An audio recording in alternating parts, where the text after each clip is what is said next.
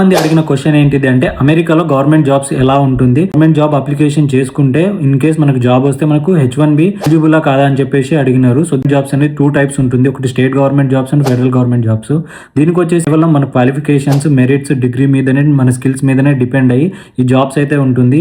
దీనికి immigrants and non immigrants ఎవరైనా application చేసుకోవచ్చు. Even though OPT, STEM OPT candidates కూడా అప్లికేషన్ చేసుకోవచ్చు. OPT ఆర్ STEM OPT లో ఉంటే గవర్నమెంట్ జాబ్స్ ఇన్ కేస్ మీకు వస్తే మీరు H1 కి వితౌట్ లాటరీ మీరు ఎలిజిబుల్ అవుతారు.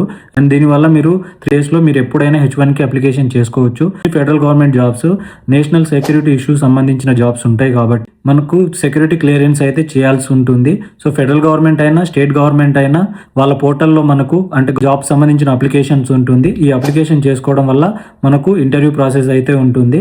సేమ్ మనకు ప్రైవేట్ కంపెనీస్కి మనం ఎలా చేసుకుంటామో అలాగే గవర్నమెంట్ కూడా అప్లికేషన్ చేసుకోవచ్చు. కానీ ఇక్కడ అప్లికేషన్ ఏంటంటే మీరు వన్స్ ఆన్లైన్ సబ్మిట్ చేసిన తర్వాత ఆఫ్లైన్ సబ్మిషన్ కూడా అప్లికేషన్ అడుగుతూ ఉంటారు.